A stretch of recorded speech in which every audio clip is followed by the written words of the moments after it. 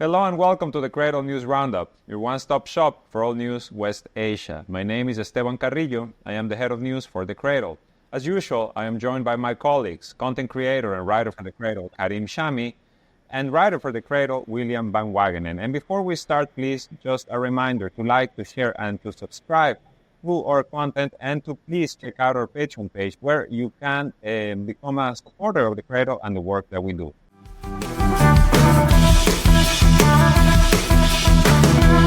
Okay, guys, so we are now just over a week after the election of Donald Trump, the re-election of Donald Trump to the U.S. presidency, and his government has begun to take shape hard and fast, really, right? It took him only a few days to start naming, his who would be his defense minister, who would be his, state secretary, and it's who's who of Israel first officials in the United States. He's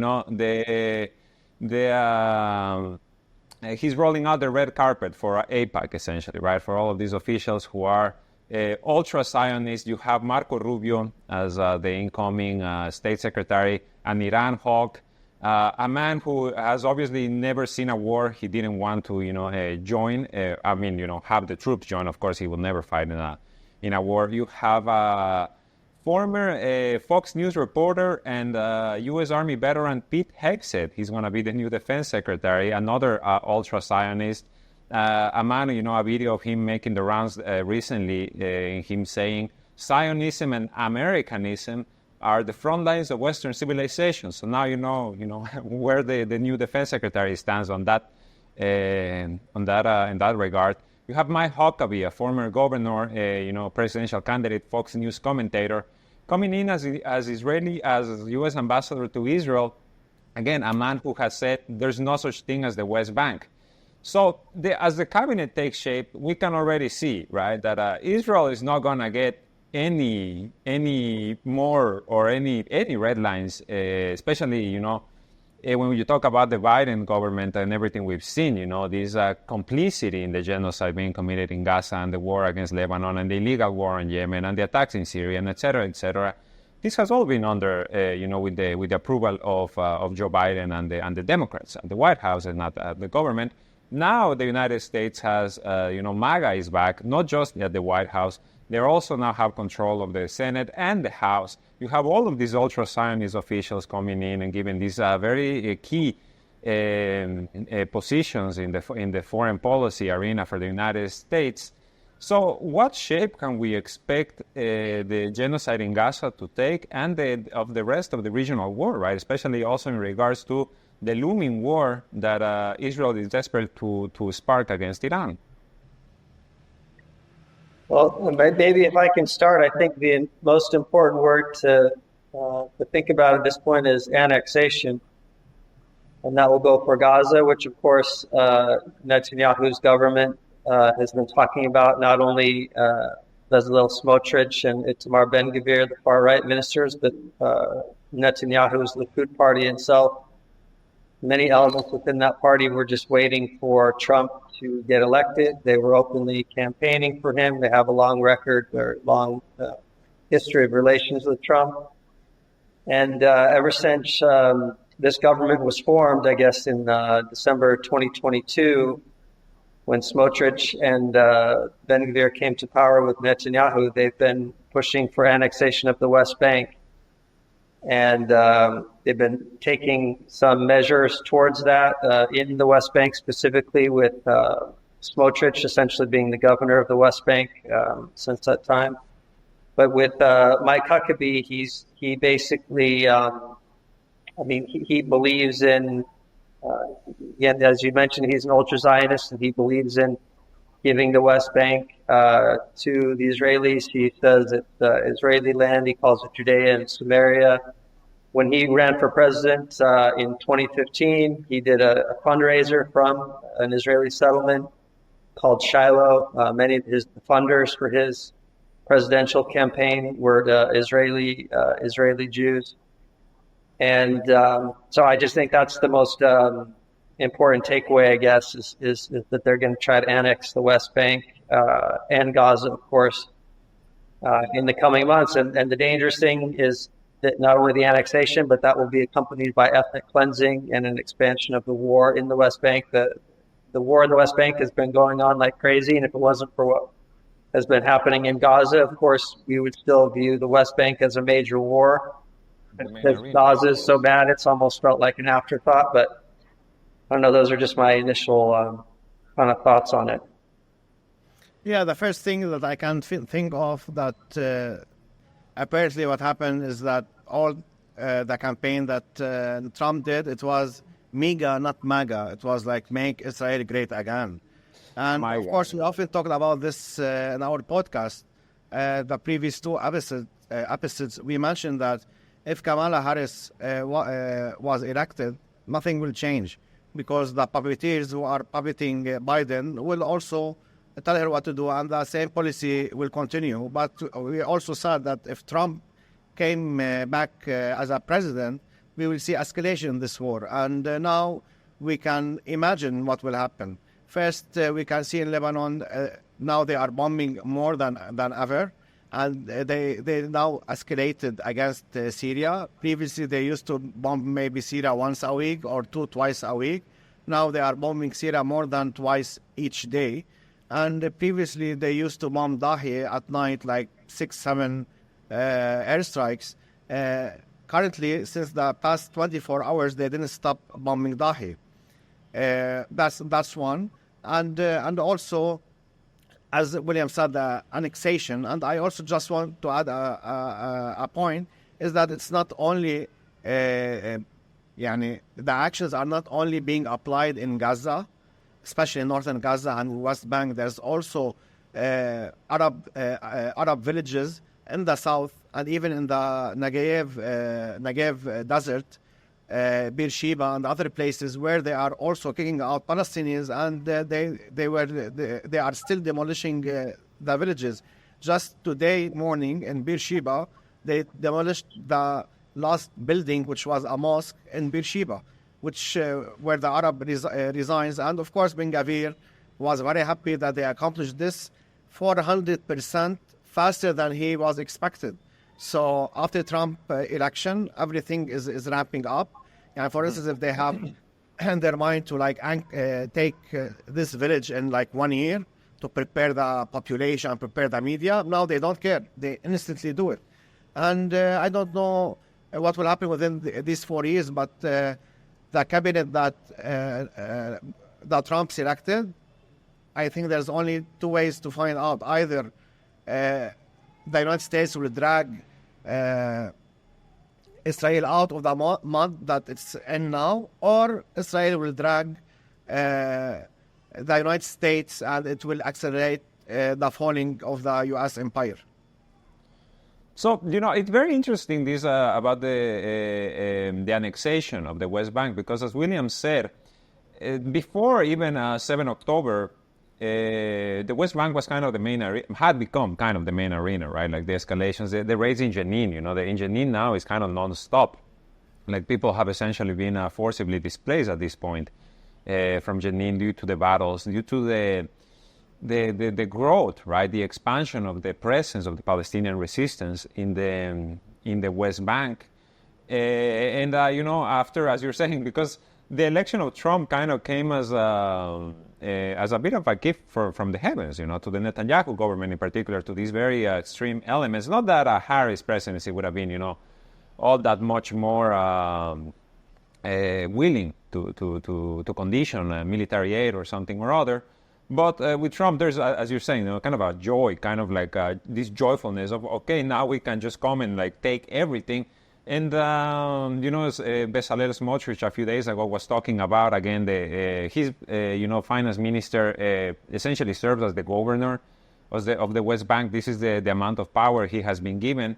And he was talking about, all the preparations for the annexation of settlements. We're talking about de facto annexation. We're talking about just land grab, land theft. We know that in Gaza, the Israeli army is preparing for a long-term stay.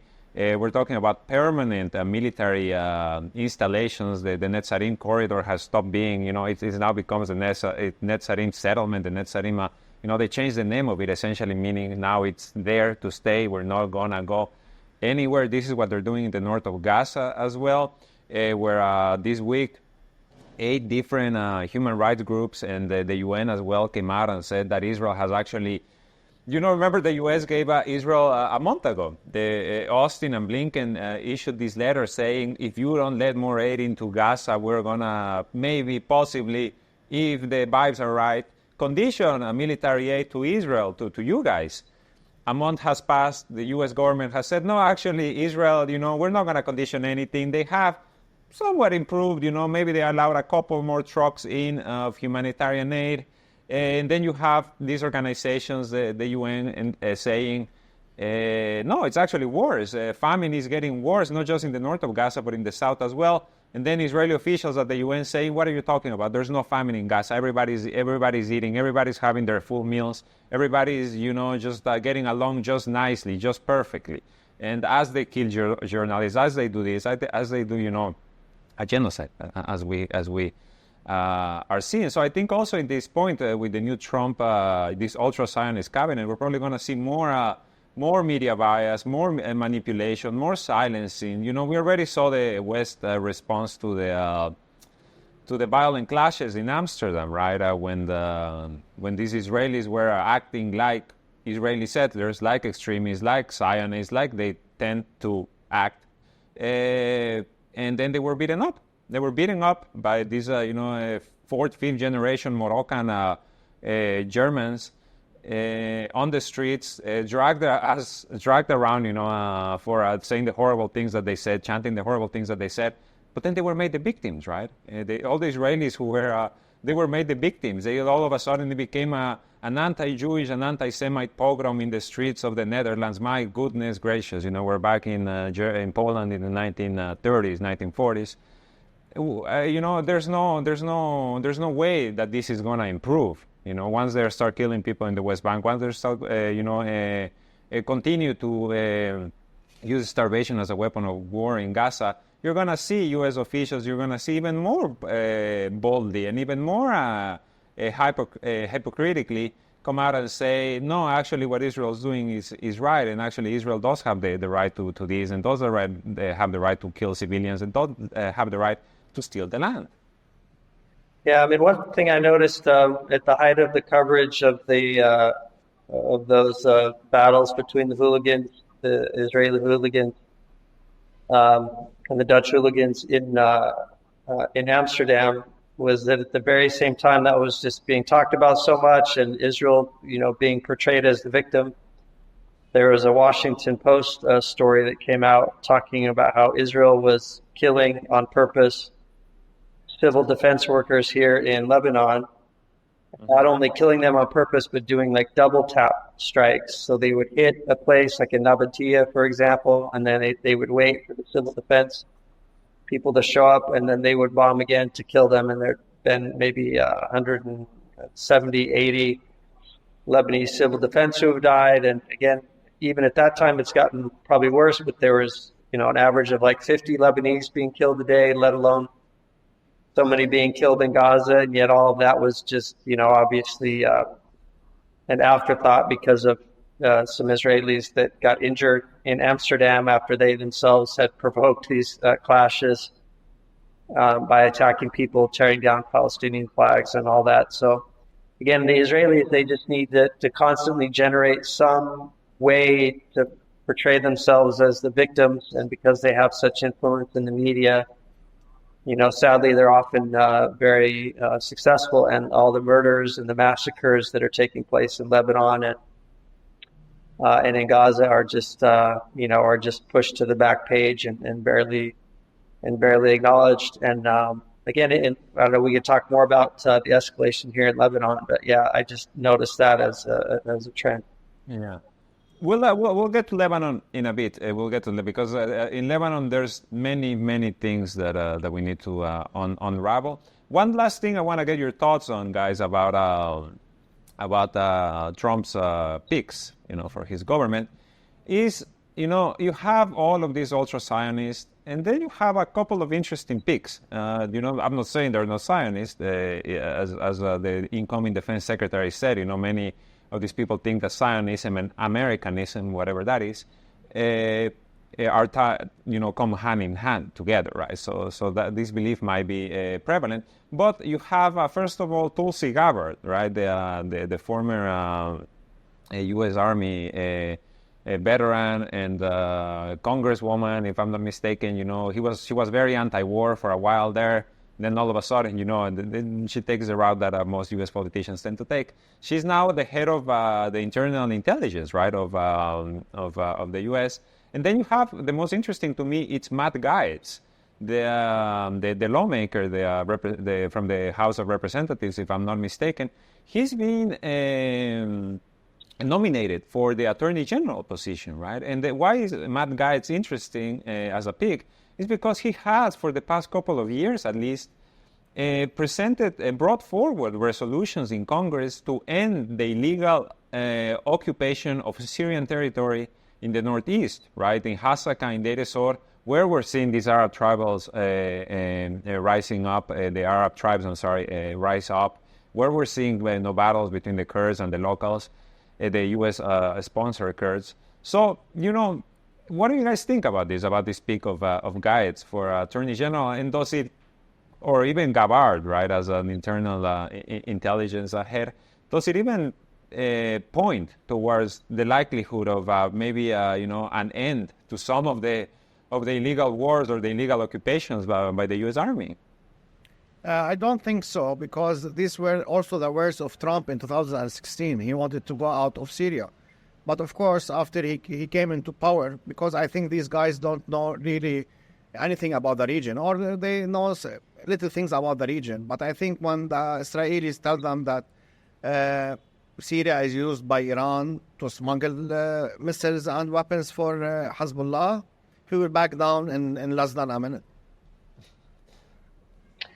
Yeah, and I think that's probably true. I mean, for a lot of these politicians, even if they in the past have expressed a somewhat principled position, now that they're in the administration that is just totally dominated by Zionists, even if they still want to take a principled position, I doubt they'll be able to. Even Trump, when he tried to pull troops out, basically he was just ignored by the Pentagon and the State Department, and they kind of joked around that they just even hid the numbers of troops that were in Syria from him.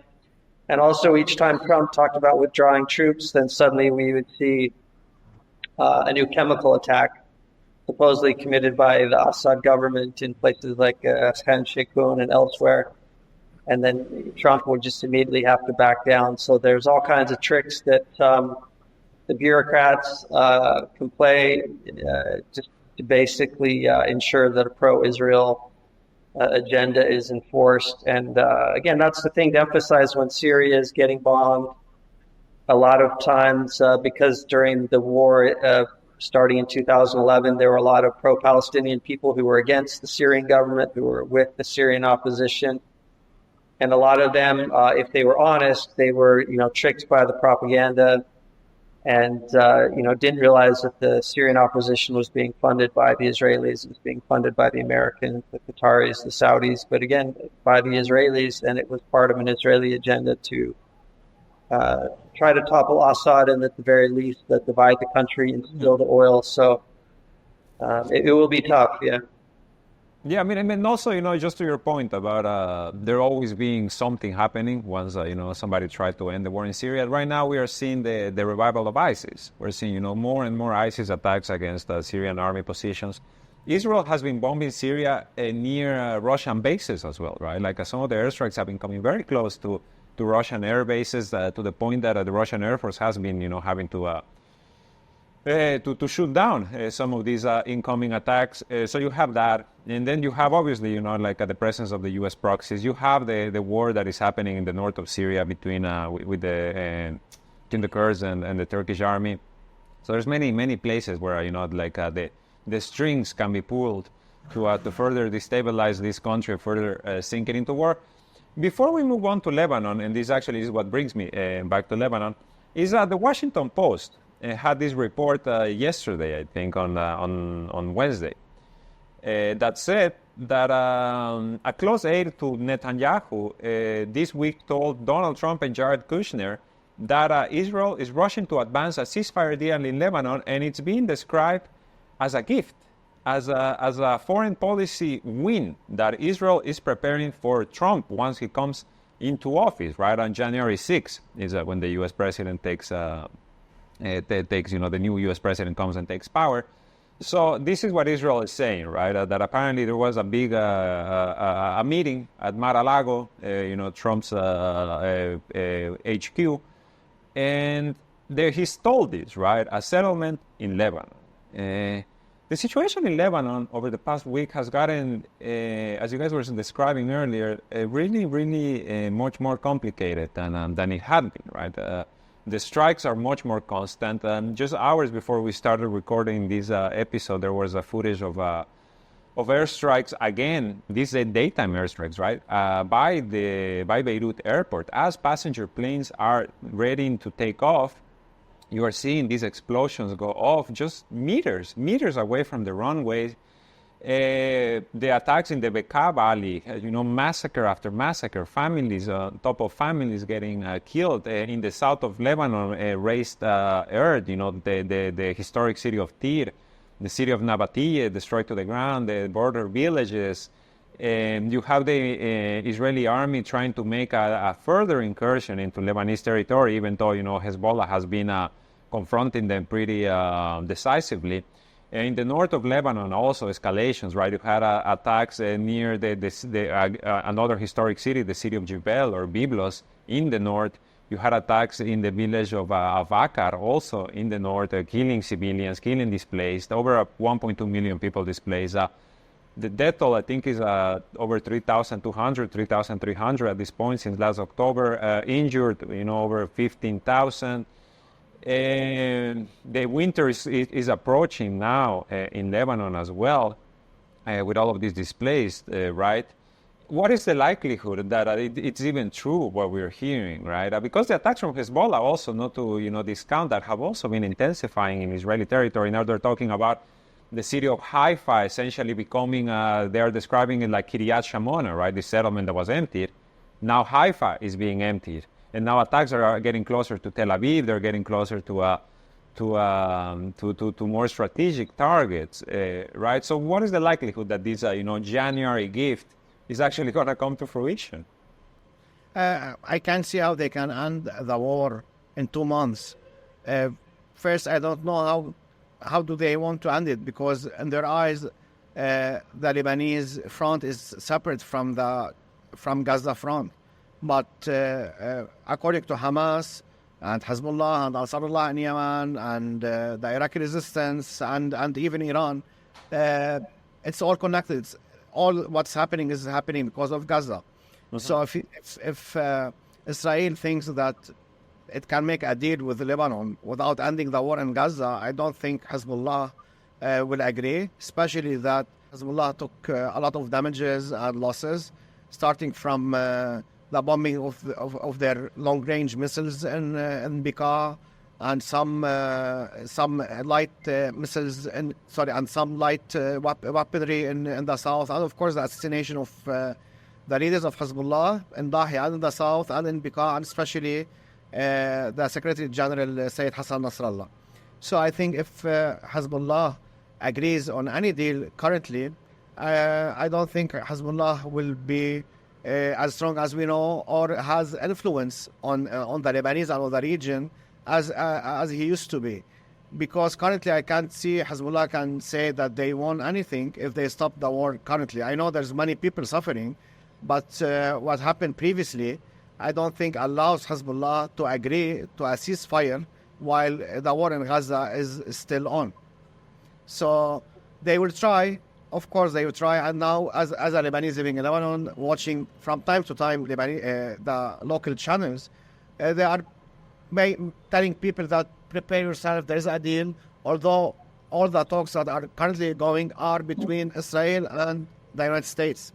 So currently, when we hear there's like something being said under the tables, or that there's a new deal approaching, what's happening is that... Yeah, the possibility of a deal. What's happening is that Israel and the United States are writing the deal, And the United States is playing like the big brother of the Arabs, يعني, as if the United States telling Israel, no, خلاص, remove your troops from here, no problem, we can end the war here. And of course, the Israelis are not accepting this, and they are saying, yalla, we are approaching a deal. But still, when this deal or this paper is written, still Hezbollah should agree, and the Gazans should agree, and the Iranians should agree. So we're still in the early stages Very early. such a deal. And the other thing, too, is that there is this period after the election and before Trump actually takes office in January, like you said, where basically the gloves are off for Israel. I mean, normally Israel has to somewhat constrain its behavior because it's just embarrassing for any U.S. administration. But at this point, with Biden being a lame duck and Trump, he can't be blamed for anything, until he takes office, so to speak. And so I was anticipating this since before the election that Israel would intensify its attacks and really unleash, really extreme amounts of violence after the election completed. And so far in Lebanon, that's what we're seeing. Again, the attacks are getting so intense.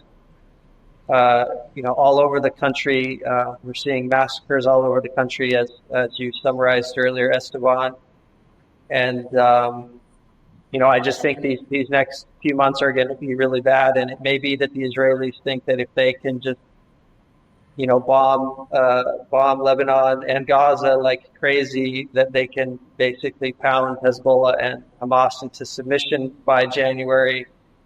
And then somehow Trump could come out and say he ended the war, even though, of course, he was giving them a green light just to kill, thousands and thousands of people. So that might be kind of the strategy. But again, it seems like Hezbollah is ready for a long war. And then the Trump people, too. I mean, there was that report from today. We don't know if it's true yet, but that people in the Trump administration, the incoming administration, were making plans for potentially escalating the war against Iran. And we know Iran is trying its best to stay out of a war while at the same time supporting Hezbollah as best it can. But it seems like this has been the plan of Bibi and Ben-Gvir and Smotrich ever since they took power in December 2022, was to, again, spark a massive war, take Gaza, take the West Bank, and, do their best to destroy Hezbollah and Iran. And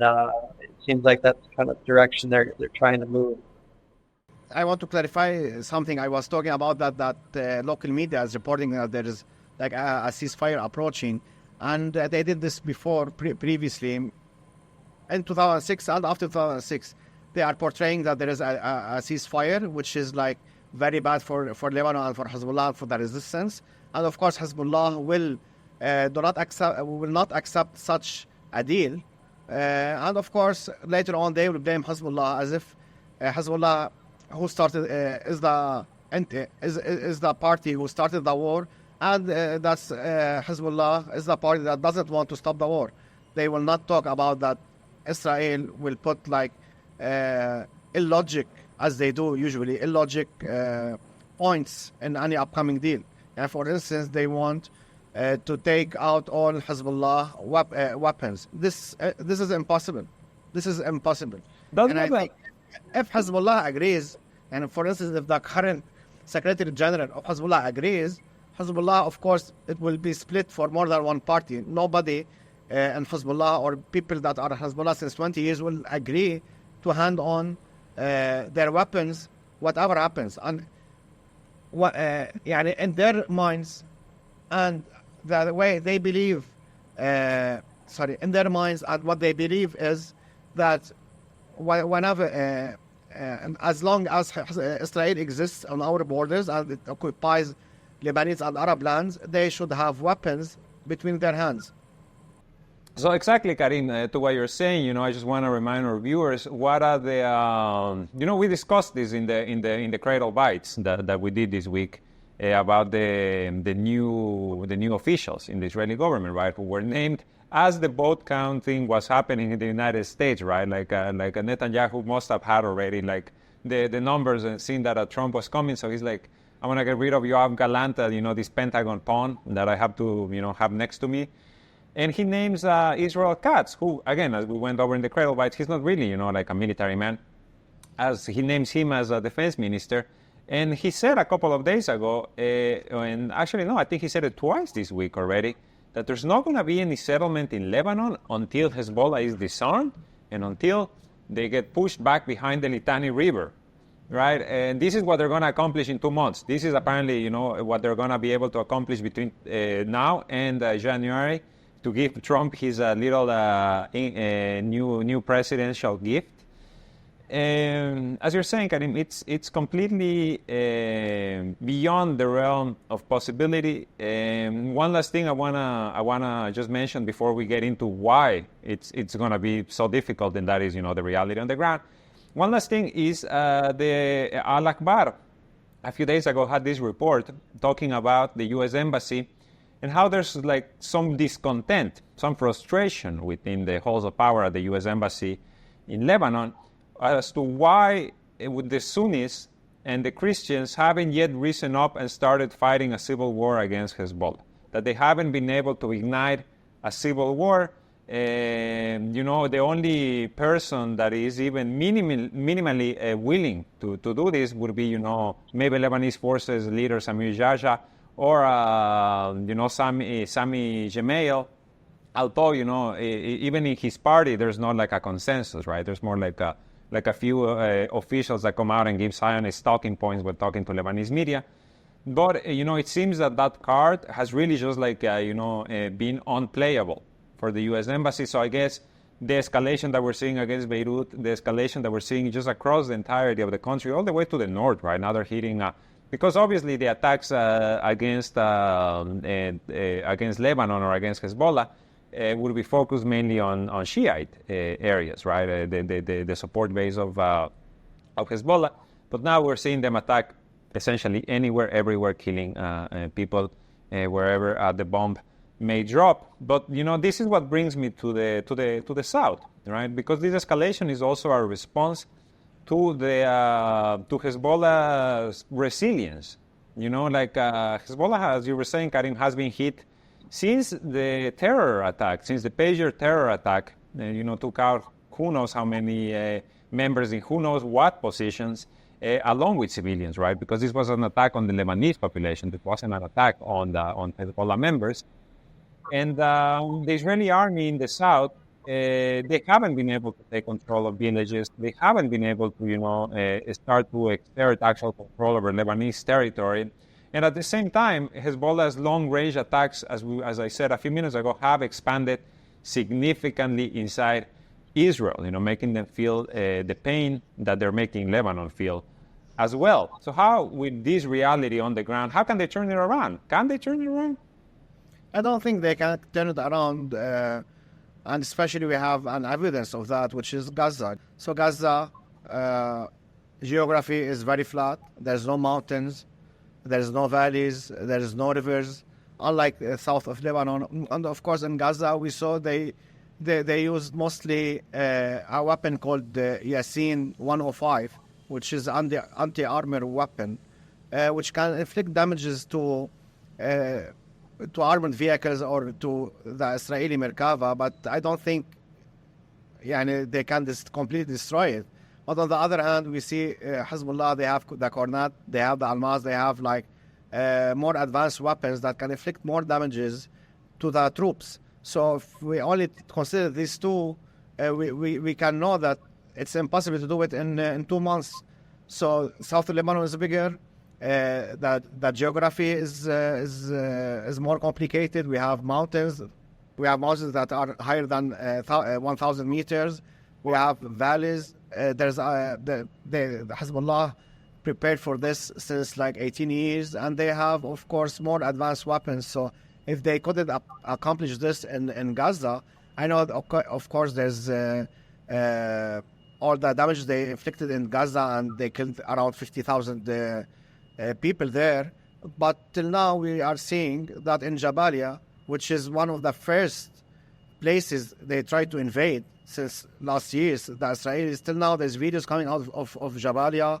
of Palestinians confronting the Israelis. And I think 3 days ago, the Israeli army acknowledged 5 of its soldiers that were killed also in Jabalia.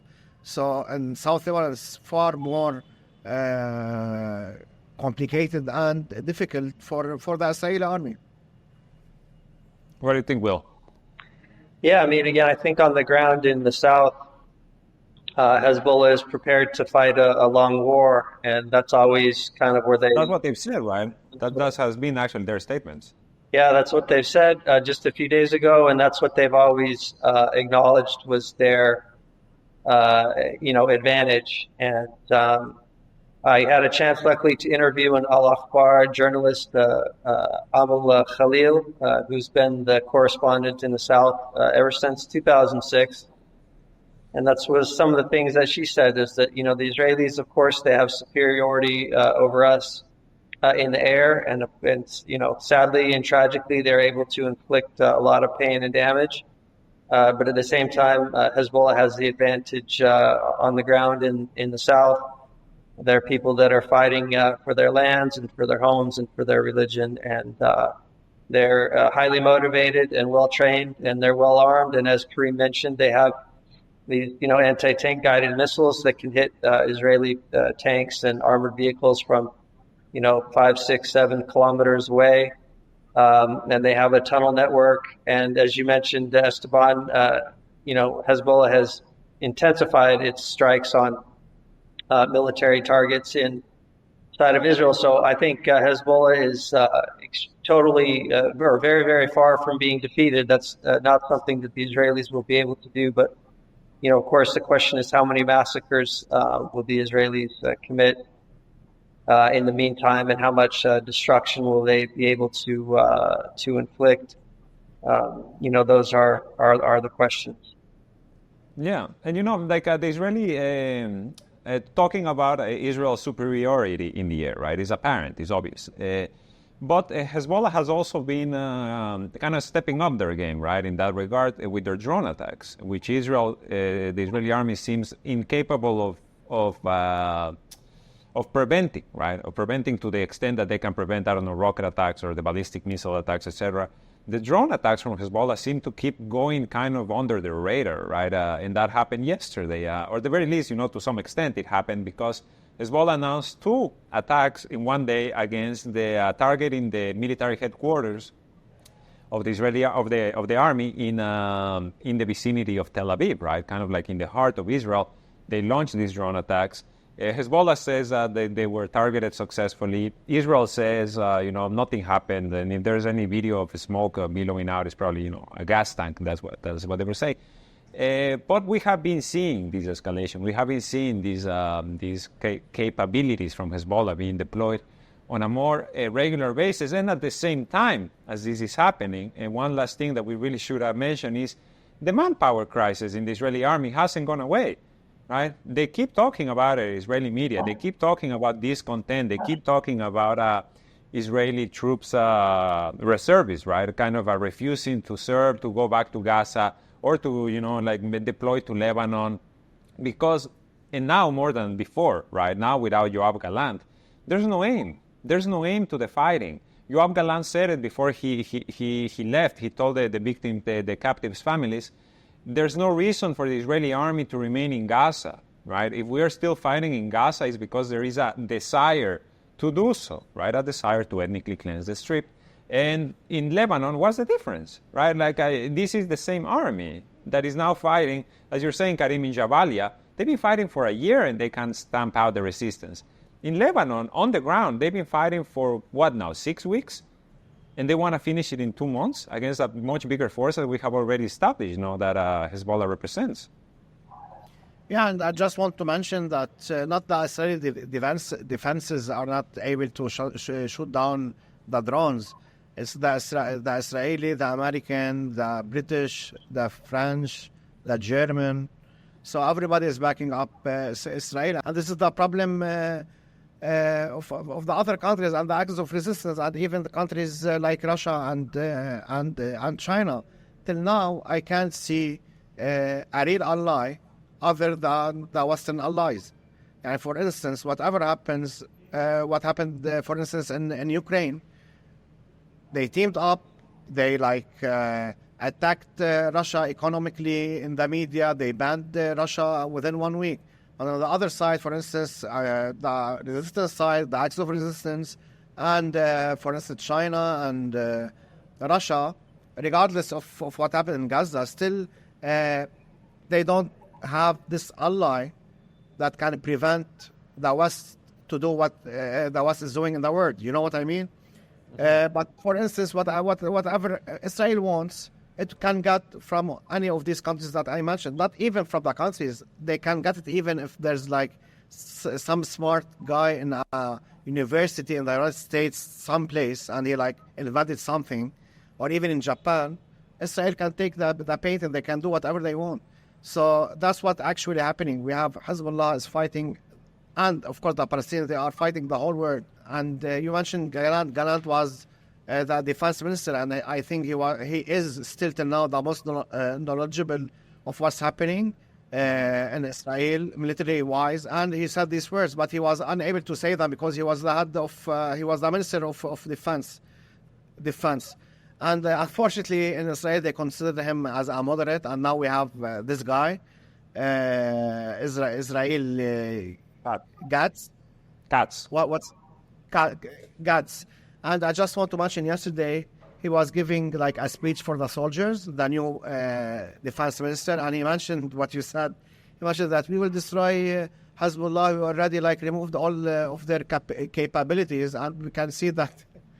The chef next to him, he looked at him like this. You know what I mean? What are you talking about? What the hell are you talking about? You know what I mean? So that's what happens. So what happens is that Netanyahu now fully controls Israel,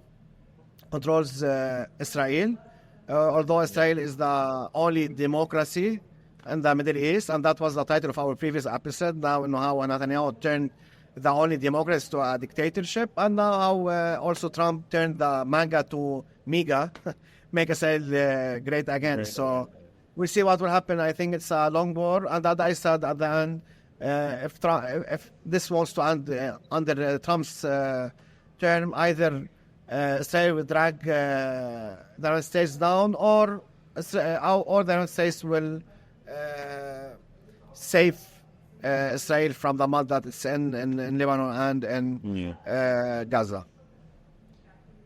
And to all of our viewers asking, by the way, this because it just reminded me, is at this point that Sharmeen would have a very interesting counterpoint to our discussion. She is going to be back soon with us, because I have seen people in the comments asking about Sharmeen for the past several weeks.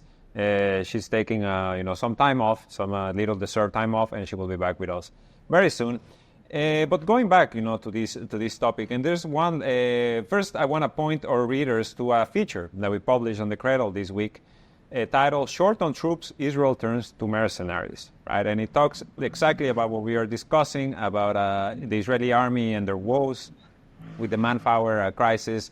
Yoav Gallant getting sacked publicly because of the issue with the recruitment of the ultra-Orthodox and how that completely failed. In many ways, because the government itself didn't want to have the Haredim, the ultra-Orthodox, join the army because it pissed off the most extreme elements of the Netanyahu government. On the other hand, you have Gallant and the moderate opposition saying everybody needs to serve, because at this point, if we want to kill all the Palestinians, if we want to kill all the Lebanese, we can't do it with the amount of troops we have. We need to have more troops to do it. So now we have this feature that looks at how Israel has been using, mercenaries with the help of Germany, with coming from everywhere, like we saw in Ukraine as well, right? When Zelensky called for this international coalition to fight, the evil Russian Empire. Same strategy essentially. But one last thing, guys, I want us to discuss, and it's something very interesting that has been, I think what we've been talking about this most of the episode has been just like the escalation, right? And we're seeing a marked escalation in this war. It's also been happening in Yemen, right? It's been happening in Yemen, in Syria, and in Iraq. But in Yemen, a couple of days ago, the Yemeni armed forces, allied with the Ansar Allah resistance movement, launched a direct attack in confrontations that lasted about 8 hours against the USS Lincoln aircraft carrier group. Now remember, the Lincoln was deployed in August, a couple of months ago. It was deployed to the Red Sea to take over for the Roosevelt, which in turn had been deployed to the Red Sea to take over for the Eisenhower. Because remember, this war against Yemen, this illegal war against Yemen, has been waged for almost a year now. It started in January, the US-UK strikes on Yemen, and over the past 10 months, they have not been able to deter Yemeni attacks in support of the Palestinian resistance. And now this week, Yemen, as they have done before, as they did with the Eisenhower and the Roosevelt, they launched direct attacks against the Lincoln, saying that the aircraft carrier group was moving closer to Yemeni shores, preparing an attack against Yemen, because the attacks against Yemen have also intensified significantly, right? The scale and the strength. A month ago, we saw the U.S. deploy B-52 bombers, or no, I'm sorry, the stealth ones, the ones that are like a flat piece of paper. Yes, those deployed for the first time in like 14 years to bomb Yemen, to bomb positions in Yemen. So what the armed forces in Yemen did this week, by all accounts and purposes, it's self-defense.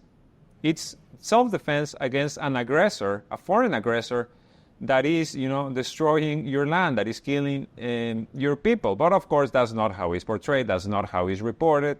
It's just, the evil Houthis trying to kill brave U.S. soldiers deployed to the Red Sea, so to make sure that Israel, the Israeli economy doesn't hurt from the genocide. This is what they're doing. This is where they're deployed. Yeah, I think Yemen will be the most difficult decision for Trump to take, because he either has to go to war with Yemen, and many people voted for him because they don't want new wars, because you can't do anything for Ansar Allah. Like, it's of course, Yemen is bigger than Lebanon and bigger than Palestine as a whole, and of course they don't have internal problems. Yeah, the Ansar Allah controlled areas in Lebanon and in Yemen. They don't have any problems with their people or political problems. So they took the decision that they want to fight and enter this war to aid the Palestinians. And till now, they don't have any problem in doing that. I think it's the opposite. Even people. Yeah, that's what I was going to say. Sorry, Karim, to just cut in, because what you've seen is officials from the Saudi-backed forces move over to the rebels. Yeah, so that's exactly what I want to say. So I don't know what they can do to Yemen. We know they can aid Israel. The new administration, of course, they will try to create case in Lebanon, alongside what's happening on the south and in Dahi and other places. Syria, already they did everything in Syria. We have ISIS, we have the civil war, we have, of course, the fake chemical attacks, and of course we have the Caesar sanctions, which devastated the country even more than the war. I know many friends in Syria, and they told me the war didn't do to us what the United States Caesar Act did to Syria. So, and of course Iraq, for me, I don't know, even Iraq is, every time I say it, even Iraq is not talk about it, but for me, the United States fully occupy Iraq. They chose every single important person in the government. And they are left with Yemen. I don't know what they can do with Yemen, because Yemen will continue to attack. Yemen is not like Iran. Iran, okay, they are retaliating. Till now, Iran retaliated only twice. But Yemen, each week they are sending missiles, they are sending drones, and they are preventing any ship going to Israel. So Yemen is a very difficult to counter in the current war. As you mentioned, they're keeping up attacks, and they are doing what they can to oppose the genocide. And it's interesting to note that the Ansar Allah and the Yemeni forces, they are, the ones that I guess Hezbollah obviously has done the same thing, but Hezbollah and Ansar Allah have both been doing or exercising the right to protect doctrine, which liberals in the United States always tried to use actually just, as a ruse to attack Libya and do regime change there, or potentially to try to launch attacks on aggression on Syria. But the Ansar Allah and Hezbollah really did intervene in the conflict for the purpose of protecting Palestinians who are being subjected to a genocide. So it's always important to keep that in mind, what the Ansar Allah and Yemeni motivations are. I think that's very, very important, Will, because this is what international law says, right? Like, like to intervene militarily, like to stop a genocide, to stop the ethnic cleansing, to stop mass killing. You're doing it for a purpose. You're not doing it for regime change. You're not doing it for, to get resources like the West does. Like this is, what they have sold as humanitarian interventions, or I forget the other euphemisms that they use. But Yemen's, Ansar Allah, Hezbollah, they have been doing what the leaders of democracy should have done from the beginning, right? And I think also, Karim, what you're talking about the sanctions is very important because, let's move to Syria, to what's been happening in Syria. Then the attacks, right? The attacks against U.S. bases in occupied Syrian territory, in the Conoco oil field, the base that they have there, and bases in Hasaka. They have intensified to the point that the U.S. is launching again attacks inside Syria against the rebel, the resistance. They're always right. They say that it's IRGC. There is always like some Iran militia that, according to them, is active. It can never be local factions. It can never be local fighters. And at the same time in Syria, it's like all of the pieces are moving at the same time. You have the attacks on the U.S. bases. You have the Arab tribal uprising that is again heating up against U.S. proxies in the region. You have the war that is ongoing in the north between Turkey and the Kurds. And then you have, kind of like the Syrian army spread out between all of these places, getting attacked by ISIS near the Al Tanef base that the U.S. also occupies near the tri-border area between Jordan, Syria, and Iraq. And you have the Russians there. It's Syria really is where I feel like World War III is being fought in Syria for like the past 10 years. Or something. Turkey. Also, there were clashes between the Turkish army and the Syrians, and there were casualties from both sides also. Yeah, so it's now at the same time you have the attempts at a settlement, right? Again, you're having the Astana talks. You have Iran now, along with Russia, throwing their weight or their diplomatic weight behind a solution for Turkey and Syria, right? For this rapprochement that they keep talking about. Do you guys think that there's any possibility, especially in what we're seeing now with these attacks, or kind of like the escalation within the resistance axis in Syria and in Iraq as well, right? Like the Iraqi resistance today launched 5 attacks against Israel. They're the ones that often also attack the bases in Syria and the ones getting attacked by the U.S. So is there any way that this can actually, lead to some kind of a diplomatic settlement for the Syrian war? Or, this is just going to get incrementally worse? I don't think so, because unlike what's happening in Yemen, for instance, the Yemenis that are with Ansar Allah or against Ansar Allah, to be honest, they hate Israel. And they are willing to fight against Israel. But on the other hand, in Syria, the people that were against Bashar al-Assad or against the Syrian government, currently they are loving what Israel is doing to Hezbollah and to Syria.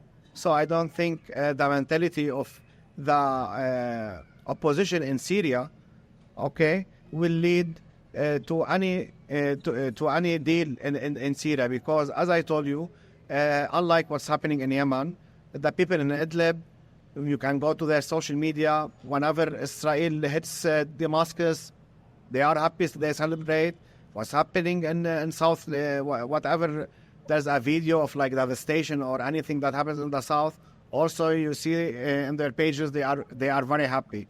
And let's not forget, when the Syrian war started, many of these factions said that when we finish Bashar al-Assad, Nasrallah will be next, and then we will make a deal with Israel. So what's happening in Gaza, I don't think affects internally what the situation in Syria.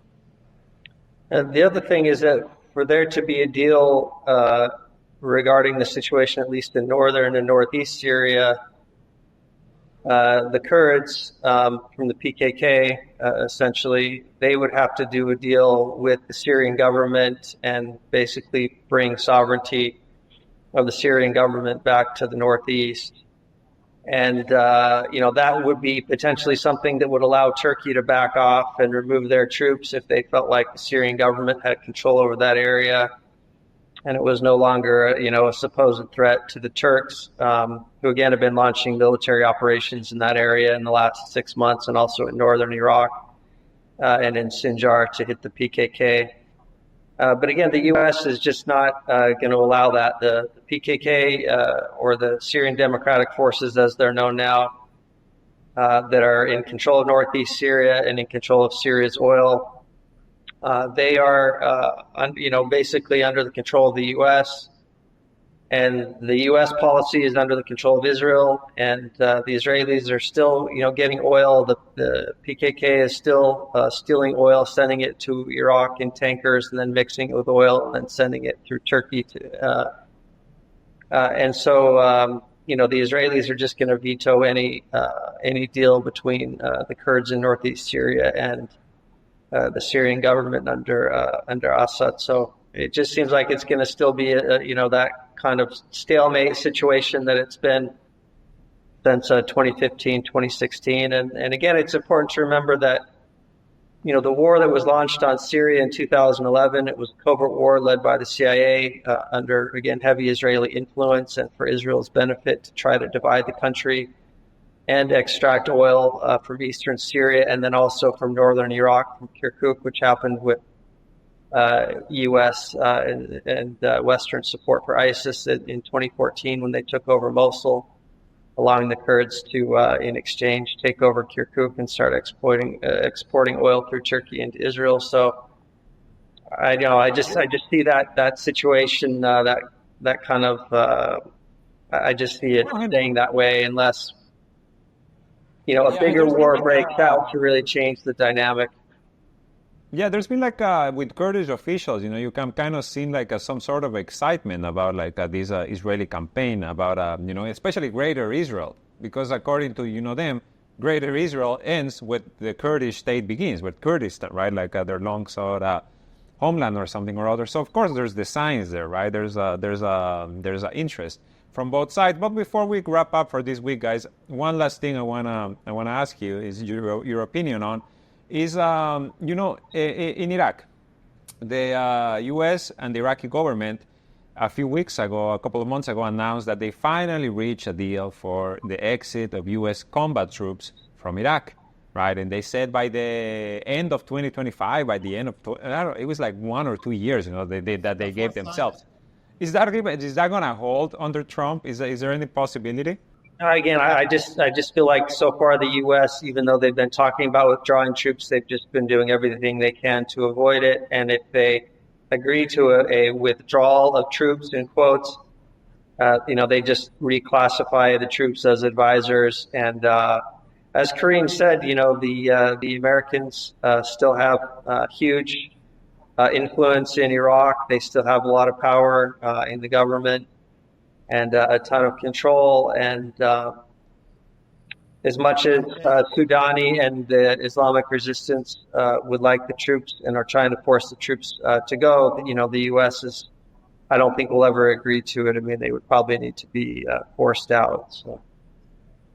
I agree also. I don't think they will anything will change, or maybe we will hear in the news, or they will reshape some words, as not troops, they are advisors, because I think currently, because the United States fully control the airspace of Iraq, and it's very, very obvious that they control the airspace. They can fly their planes there, their drones there, and of course they protected the Israeli warplanes when they went and targeted Iran. So Iraq is very important for the United States. and I don't think they will leave Iraq, especially because Iraq borders Iran, and Iraq airspace is very important if you want to conduct anything against Iran. I think it's very important, especially this government. Yeah, no, exactly. Like I felt like that whole deal was going to fall apart even with the Democrats. Now with Trump, it's just, especially the Zionists, ultra Zionists, Israel First officials that he has named, there's no possibility. And with that, we can wrap it up for this week. Thank you all so much for joining us. Please make sure to like, to share, to subscribe, to follow us on X, on Telegram, and on Instagram. And to please check out our Patreon, where you can become a supporter of the Cradle and help us continue to do the work that we do here for the Cradle News Roundup. My name is Esteban Carrillo. I have been joined by Karim Shami and William Van Wagenen.